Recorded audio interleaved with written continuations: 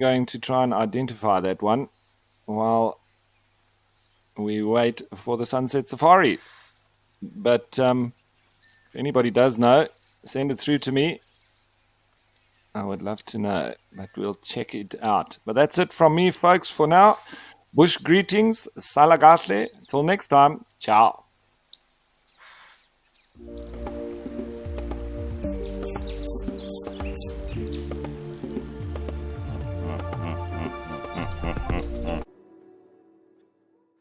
Whew. It has been a very, very busy last 24 hours, so I hope that you all are ready for OnSafari.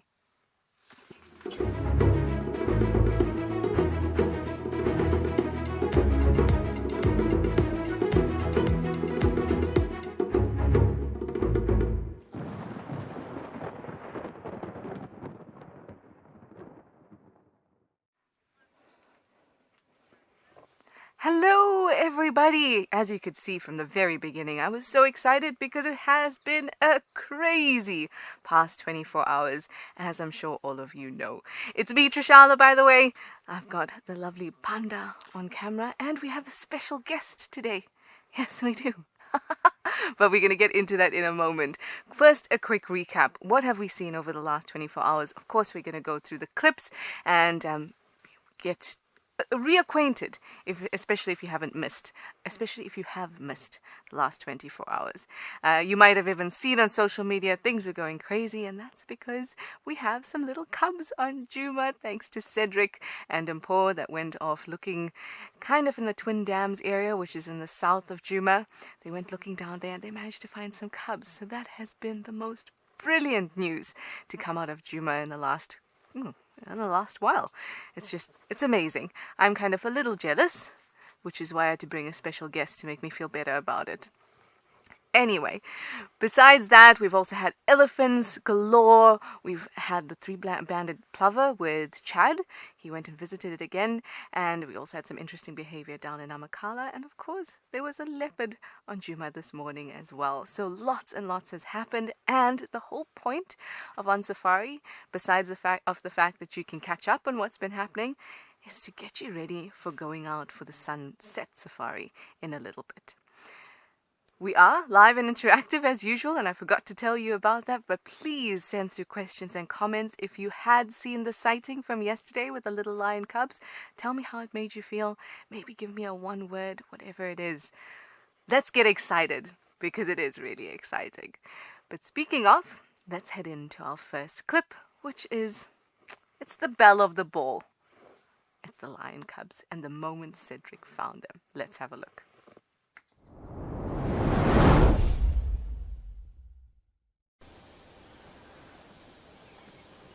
There's a little cub here. There's a little cub. Here's a little cub. Right here. Right here, Mpho. Here's a little cub. Right here. There's a little cub. Right here, people. Here's a cub. Here's a cub. See the movement? Mpho? Mpho. Yeah. Guys, we've got a cub. We've got a lion cub. We've got a lion cub. Oh my word. Chella has given birth. I can see one little cub. Okay, we'll have to close this. This is crazy, guys. This is ridiculous. Look at the little cub face. Look at it. This is born today.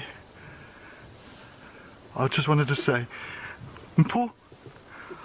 I've got shit. I'm almost crying. Sorry, guys. All right, we've got to close the sighting. We've got to close the sighting.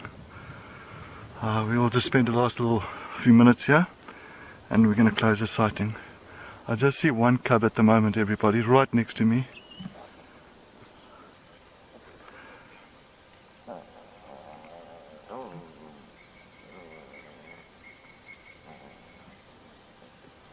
I'm just lifting her legs, let the little ones get to the teats.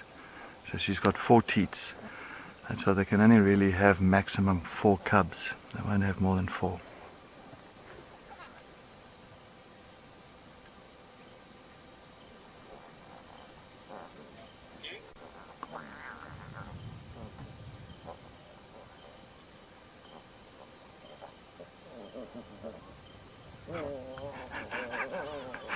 fighting over that teat.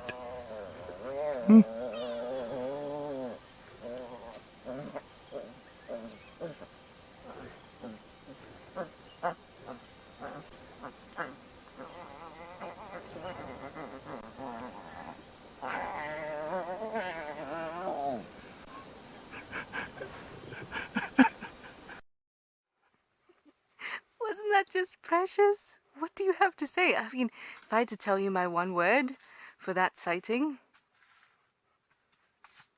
I don't even know. It's just too exciting. I was watching here in Jumas. I hadn't gone out and drive, and I was watching here in the control room. And it was crazy. I just sat there glued, like I'm sure so many of you were too. So Chile had 3 cubs, all in that area, kind of the very close to Twin Dams, which is in the south, like I said. It's just very, very exciting.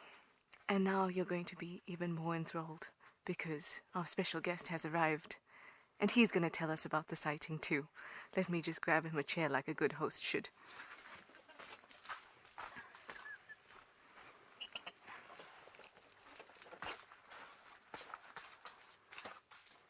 Please, come join us.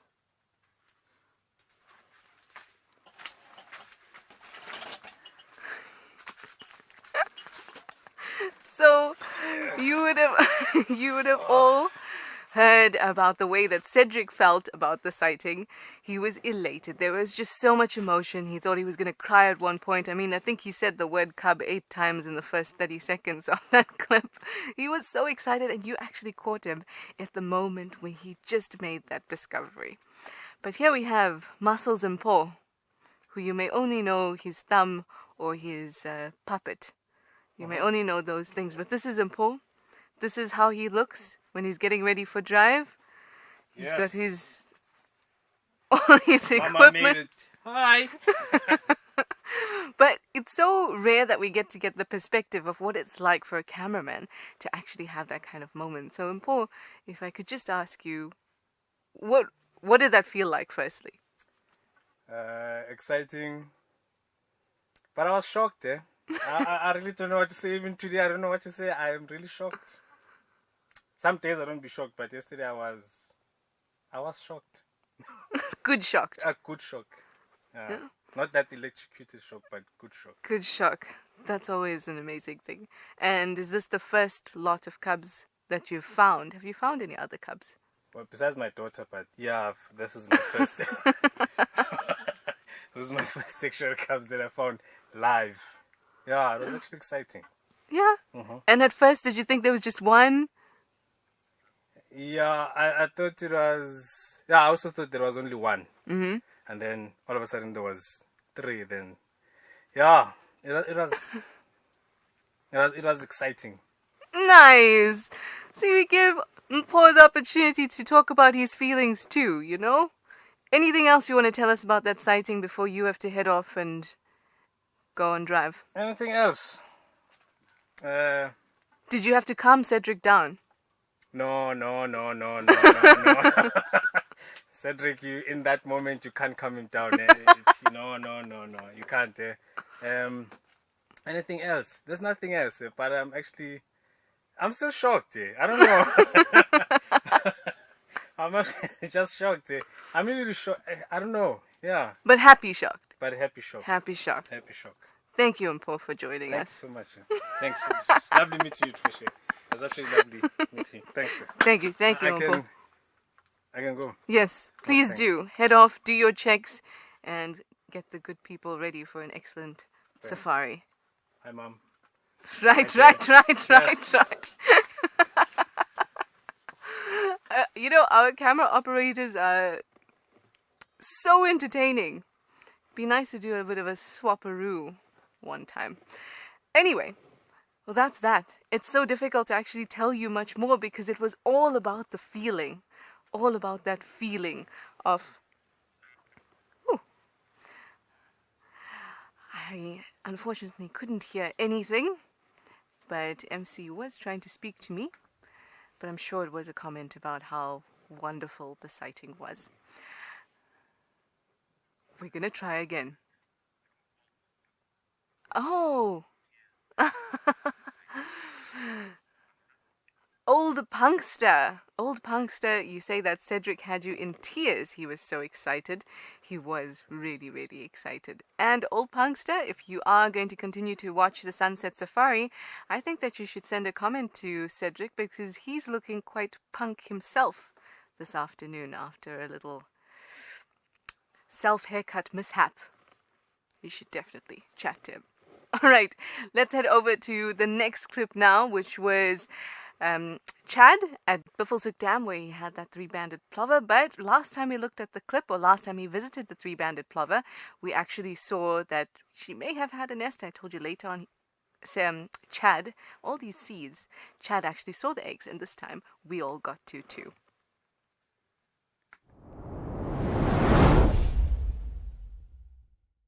We have made our way to Buffelshoek Dam, where we have indeed found the three-banded plover that is now showing off her 2 eggs. And you can see there just below her, she's probably going to sit down now.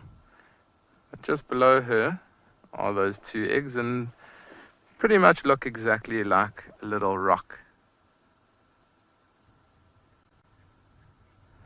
But how special is that? You can see she's actually got her beak open, and it's just to try and cool herself down. I mean, where she is now, there's literally no shade. That's lovely. It's as if there's birds all around, the potential of the new life all around. Now that three-banded plover, I'm sure that Chad's going to visit it again. I'm sure if Cedric's in the area in the north by Buffelshoek Dam, he's also going to visit that three-banded plover. We have no idea when those eggs were laid, but usually it takes about 26 to 28 days or somewhere around there for those eggs to hatch. And when they do hatch, you're going to see the cutest little fluff ball. It literally looks like a cotton wool with 2 legs, two toothpicks. That's how cute and small they are. Adorable.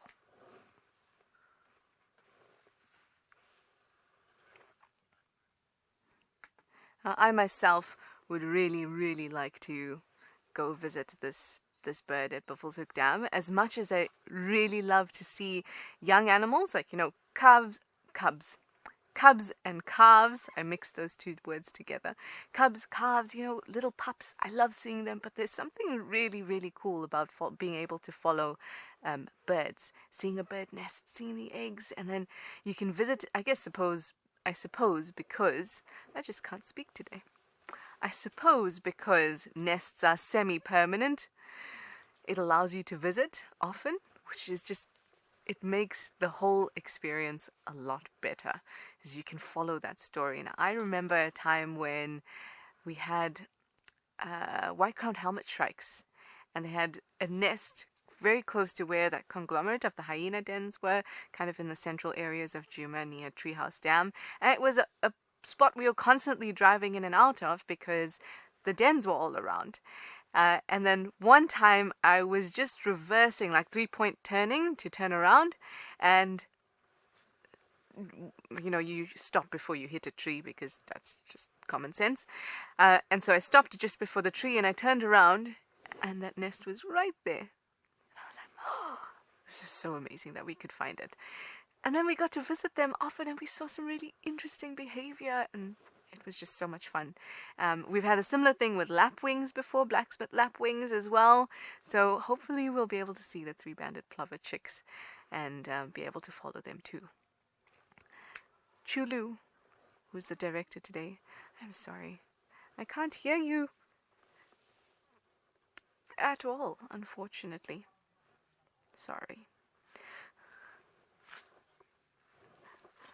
I think we should have a look at the I was going to show you on the map where we actually saw these things. Richard, you said that you are looking forward to when they hatch. I am looking forward to when they hatch too. So far we had a look at the cubs. So the cubs were sort of found around here, and the plover further up in the north.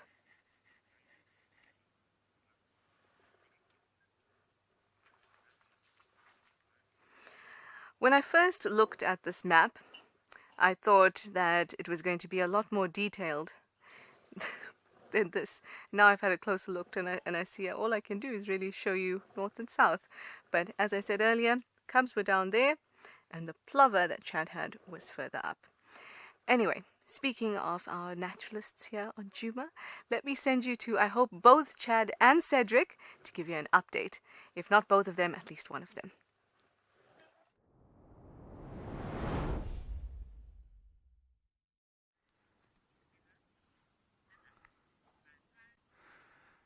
Thanks so much, Trishala, and good afternoon, everybody. Welcome to Juma. I'm Chad. On camera, we got Mpho. He had to run from the tent to get back, just for everybody to see us. And this afternoon, it is still quite overcast, a little bit cool. I did see a lioness on quarantine, which is an open area not too far just behind me. So I think that's going to be where I'm going to start this afternoon. And then from there, maybe go check in with the 2 Nkuhuma lionesses that Cedric did find, see if they've maybe moved or what they get up to a little bit later on. But as you know, this is a safari. We can't plan everything. So anything that we do happen to bump into, fantastic. But that's it from me. Back to you, Trish, in the tent.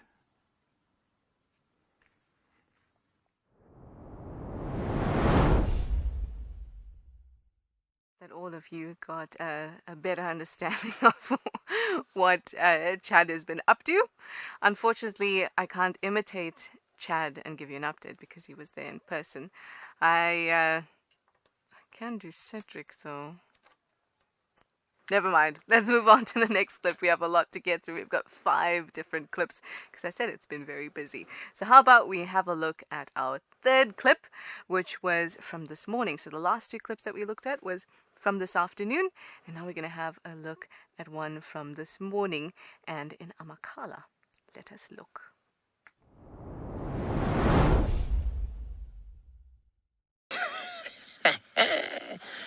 Oh, I love it. This is amazing. Oh, now there. Got the big boy walking at us. Oh, goodness. Okay, so everybody's decided that we're all going to move now. Let's go and harass the wild earth car. That's what we're doing now. All right, it seems like it. No, big boy. No, he's interested in her. He's not interested in us. Did you have to do that right next to us? You couldn't have done that over there? Madam, don't be subjecting yourself to this behavior. No, get away from him. You guys need a room. You need a room or a big bush where you can do this and not be seen. Could you not? Thank you. That would be nice. Thank you. There you go. This is all very cute and all, but I think it's a bit inappropriate. This is a family show. These guys are really doing the most in front of the car here. It's very nice, entertaining. I don't know who to look at here. You are a big boy, you know that. A big boy. You've got beautiful eyes. You've got some eyelashes as well. You know that there would be some women jealous of your eyelashes. Certainly would. Elephants have long, beautiful eyelashes, which make a lot of sense because in the dust, in the wind, and the sand, you need to protect those eyes. And long eyelashes do a good job of that. I really like Eric's commentary during that clip. So this was from this morning. If you know me, you also know that I love elephants. And having them feel so comfortable in front of you that you don't have to drive into them, but they kind of come to you, is such a precious, precious thing. And it's one of my favorite experiences out in the bush. But Eric kept really calm because, like I said, you get the elephants to move towards you. But in that instance, the only reason the cow was moving towards Eric was because she was being pursued by this male. So he kept his cool and he also kept us entertained. So it was very, very, very nice. I'm sorry, Chulu. Yet again, I cannot hear you. But I wonder, I'm just going to take a stab in the dark here. I wonder if we are going to... Never mind, I'm sure we'll hear from Eric in a little bit.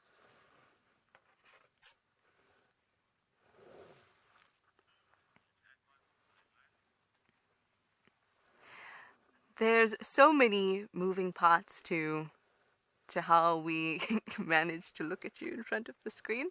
And I must say, when we can't hear the director very well for all kinds of reasons, you see this smile on my face.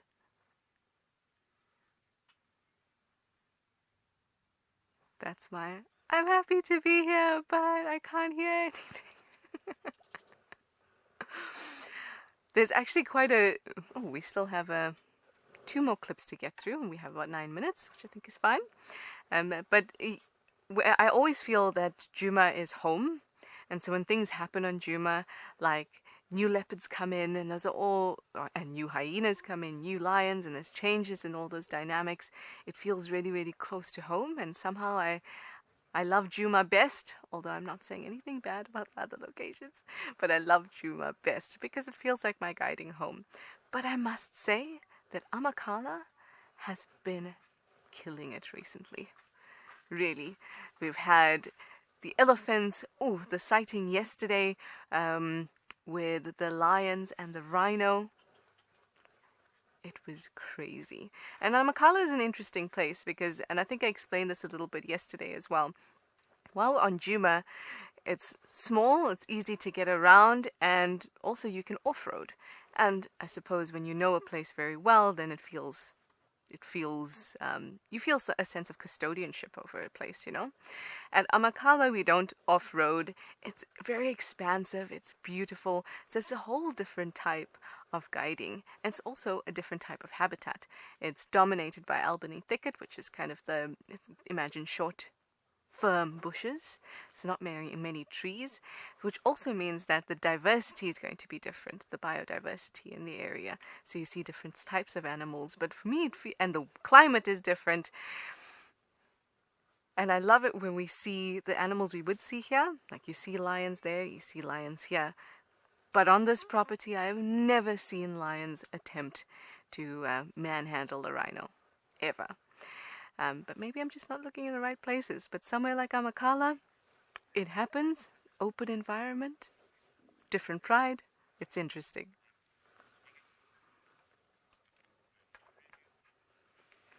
So, very soon, we're going to jump into our next clip. We have 2 more clips left, both from this morning. One is of, again, with Eric. I find Eric very entertaining when I listen to him. Another one with Eric from this morning of some interesting behavior with impalas. And then there's also a little update on the leopard that we saw this morning as well. I haven't managed to see very much. I have been on a couple game drives myself, but I was very happy to see elephants. I haven't seen a chameleon, can you believe it? And I haven't seen a hyena yet. Now, if I get a chameleon and a hyena, that will make me very, very, very happy. I haven't seen a leopard yet either. Oh no, Panda, the list is piling up, everyone. The list is piling up. But thank goodness I can still do OnSafari with all of you, which means that I get to watch the highlights. And of course, I get to take a walk around the area. I've seen plenty of nyala and bushbuck and tortoises, but I think I need to get out there even more to spend some more time looking at some familiar faces. Speaking of familiar faces, I really, really want to see Tlalamba. I'm going to let all of you tell the naturalists, though, what you'd like to see this afternoon. I'm sure you have a lot.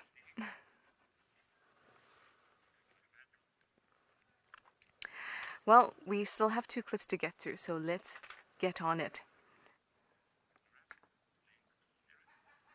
Okay.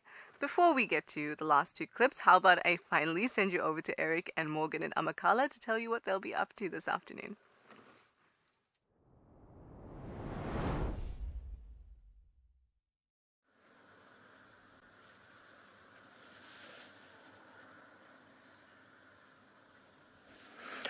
Good afternoon, everybody. Welcome. You're here at Amakala Private Game Reserve with myself, Eric, and this is OnSafari. This morning we had a lovely drive and a very, very interesting drive, interesting sighting with the elephants as they were attempting to do all sorts of things in front of us. And then we also had the little youngsters running around, pushing each other. That was also very entertaining to watch. This afternoon we're going to take maybe a different approach. I think what we're going to do is we're going to stay more in the western side of the reserve and investigate what is going on in that side. I know that the lions and the buffalo are both there, so we'll hopefully be able to get at least one of them on screen for you, hopefully this afternoon. Lovely overcast day, little bit of wind. I'll touch wood in a minute. I don't want the wind to get too rough with us. But yeah, other than that, that's it from my side. We'll see you out there.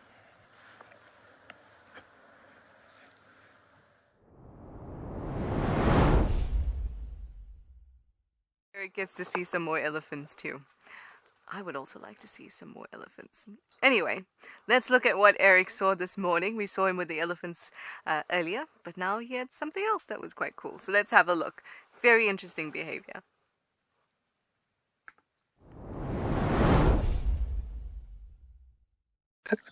We've got a bit of a bromance going on over here. Watching these two grooming each other. They're doing it lick for lick. You lick me, I lick you. You lick me again, I lick you again. You lick my forehead, I'll lick your neck. That doesn't seem fair. It needs to be forehead, neck, forehead. I've never seen this behavior before. I've seen it amongst females, but never amongst males. These guys are really helping each other out. This is what we call allo grooming. And it's normally seen amongst zebra. Normally see them sharing the grooming responsibilities amongst each other. But I've always wondered, is this how they keep their coats looking so fantastic? Licking each other. Who would have thought? These are two very, very nice. Okay, so now we're going to resulting to fighting. That was a quick, what? Oh. Turns out they don't like it licking anymore. That's really interesting behavior. And I agree with Eric. I haven't seen that before either. I'm definitely, as he said, I've seen it with females.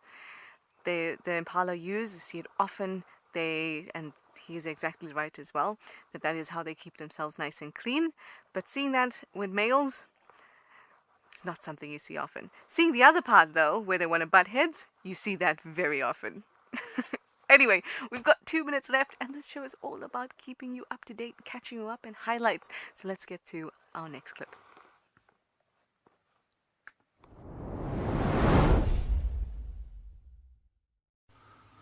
All right, now we've got the young male leopard, known as Nene. I'm so glad to see him. We haven't seen him for a long time now. I mean, he's still a youngster. He's only about a year and 4 months now, something like that now. Just trying to think, about a year and 4 months. Look at him. Slowly but surely getting that independence now, eh? Slowly but surely starting to move away from mom. His mom is known as a Shadulu. And he's slowly but surely becoming more independent and doing his own little thing. And he's still a youngster, eh? Oh, this is amazing. He is grown, eh? Wow. He is grown. Now what he's busy doing, he's just honing in on his hunting skills. I mean, like at this age, slowly but surely looking at some things like squirrels and franklins, spurfowls, all those kind of stuff. He's going to try and see if he can catch. That's all to do with a learning curve in hunting. Well, now he's on his own little adventure. Doesn't want to stay anymore in the areas where mom's leaving him. He's like, don't worry, mom, I'm a big boy now. I can also look after myself. And We just had to cut that clip a little short there because we've only got 30 seconds left before you all head out on on your sunset safari, and you have so much to look forward to. We've had elephants, impalas, leopards, lions, so much to look forward to. I hope that you have a fantastic safari, and thank you for joining me for OnSafari. Bye.